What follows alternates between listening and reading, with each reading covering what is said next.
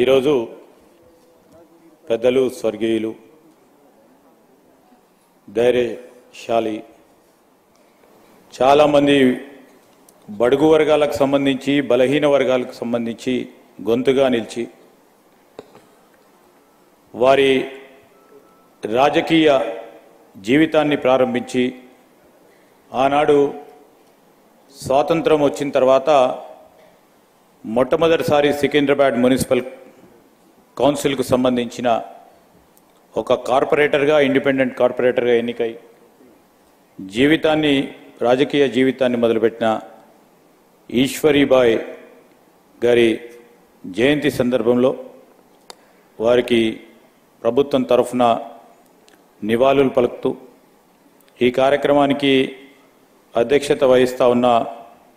పెద్దలు గౌరవనీయులు prohibition and excise tourism culture and ఆర్కియాలజీకి సంబంధించిన మంత్రి గారు జూపల్లి కృష్ణారావు గారు, అదేవిధంగా మా సోదరులు గౌరవ బీసీ వెల్ఫేర్ ట్రాన్స్పోర్ట్ మంత్రి గారు పొన్నం ప్రభాకర్ గారు, ఈనాటి ముఖ్య అతిథి సీనియర్ గౌరవ మంత్రివర్యులు ఉత్తమ్ కుమార్ రెడ్డి గారు, అదేవిధంగా మరి పెద్దలు మాకందరికీ కూడా ఎప్పుడు స్ఫూర్తిని అందిస్తూ మోటివేట్ చేస్తూ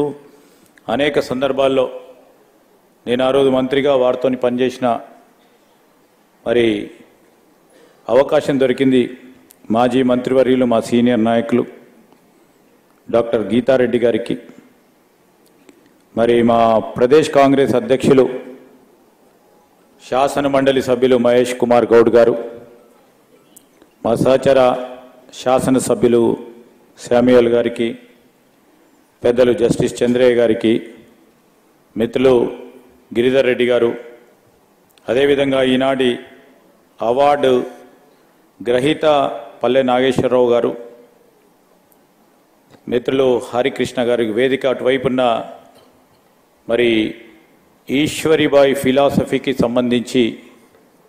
ముందుకు తీసుకెళ్లాలని తాపత్రయంతో వచ్చేసిన వారి అభిమానులు శ్రేయోభిలాషులు మా పెద్దలు గీతారెడ్డి గారికి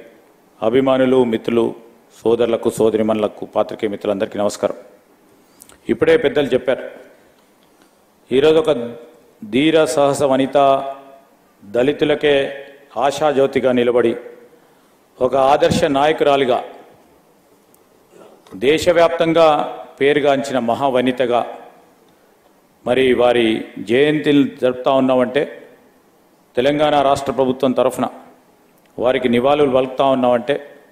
వారి అనేక సందర్భాల్లో ఆనాడున్న సమాజం,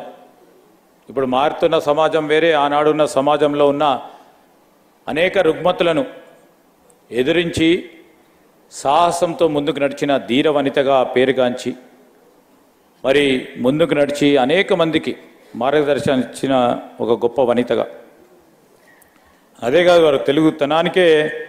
నిదర్శనంగా నిలబడ్డారు శ్రీమతి ఈశ్వరీబాయి గారు. వారి కట్టు బొట్టు, ఆమె జీవన శైలి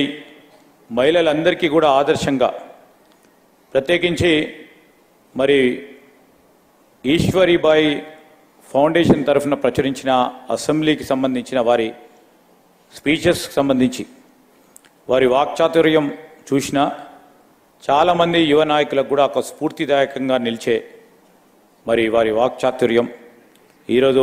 యువకులు కానీ మహిళలు కానీ అదేవిధంగా దళిత బడుగు వర్గాలకు సంబంధించిన అంశాలను ధైర్యంగా ప్రస్తావించడానికి ఆమె ఒక స్ఫూర్తిగా నిలిచిన మహావనితిగా నిలిచిన తరుణంలో వారిని ఈరోజు మేము స్మరిస్తూ వారు నిలబడ్డ ఆ రోజు ఆశయాలకి ముందుకు తీసుకెళ్లే ప్రయత్న భాగంలో ప్రభుత్వం తరఫున మేమందరం కూడా వేదికపై ఉన్నవారు ఈరోజు దళిత బడుగు వర్గాలకు సంబంధించి ఈ సమాజంలో అందరూ కూడా ఒకటిగా అని వారు చెప్పిన అనేక అంశాలను దృష్టిలో పెట్టుకొని ముందుకు నడుస్తూ మరి పెద్దలు గీతారెడ్డి గారు అదే స్ఫూర్తితో మరి వారికి ఈరోజు కూడా అదే స్ఫూర్తితో అదే స్పిరిట్తో మేము చూస్తూ ఉంటాం. ఎప్పుడు ఆ ఎనర్జీ ఆ మోటివేషన్ లెవెల్స్ ఎప్పుడు తక్కువ కాకుండా ఎప్పుడు కూడా నవ్వుకుంటూ ఎన్ని ఇబ్బందులు ఎదురైనా, ఎన్ని ఆటంకాలు కలిగినా, రాజకీయాల్లో ఆటంకాలు కలగటం, ఇబ్బందులు పడటం సహజం. కానీ అదేవిధంగా వారి అమ్మగారైనా మరి చూపెట్టిన దారిలో నడుస్తూ ఆ ధైర్యంతో ముందుకు నడుస్తూ ఉన్న ఇప్పటికీ కూడా ఒక కాంకరర్గా, ఎందుకంటే ఎలక్షన్లో నిలబడలేవారు, నిలబడితే గెలిచే ఇప్పుడు మాతో పాటు కూర్చునేవారు. ఆ రోజు అనారోగ్య కారణం వల్ల వారు నిలబడలేకపోయారు. కానీ రాజకీయ పరంగా వారికి ఉన్న మేధాశక్తిని కూడా ఆ పార్టీ ఉపయోగించుకునే ఒక కార్యాచరణ తీసుకుంటుందని ఈరోజు ఒక మరొక